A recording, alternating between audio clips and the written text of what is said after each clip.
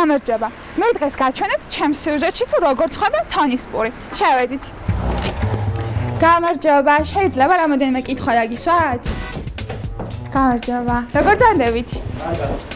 ესე იგი, რაღაც კითხვები მაქვს თონისპურთან დაკავშირებით და შეიძლება, ხა? აი მე მაინტერესებს მაგალითად, რამდენ სანტიმეტრიანი შეიძლება რომ იყოს კაკ მაქსიმუმ და კაკ მინიმუმ შოთისპური. აი რასაც უყვარდებით ახლა, აი ეს უნდა იყოს შოთისპური. ანუ ამაზე მეტი არ შეგვიძლია? კი, როგორ არა, მაგრამ გააჩნია. კარგი, დაი, მაგრამ ხელში გიჭირავთ და ზოგადად ხალხს ვიცით რომ ყუები მოწონს ყველაზე მეტად შოთისპურში და აი არ შეიძლება რომ მაგალითად სამყუიანი გამოვშოთ და ვაფშე სულ ყუები იყოს? კი, როგორ არა.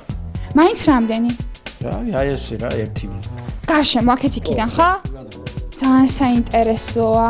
აუ, ისე თორე ძალიან ცხელია და რა მაინტერესებს? ზაგრის მიღება შესაძლებელია? კი, როგორ არა. ანუ შეიძლება მივეფიცხო, დამწრობას ხო არ იწევს?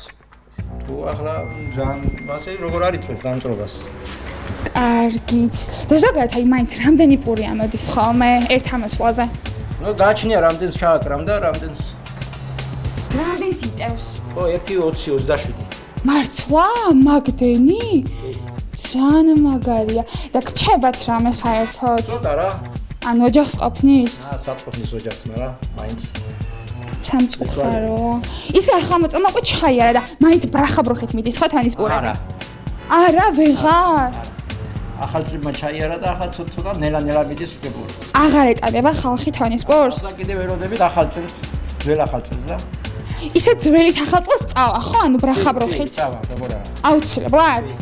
ძალიან დიდი მადლობა. აი გაჩუქებ ერკუს. ვაიმე, ძალიან დიდი მადლობა. პირველად ნახეთ როგორ ცხება მედიასირჩეში თონისპური. აი მე პირადად ამის შემდეგ თონისპურს საერთოდ აღარ შევჭამ.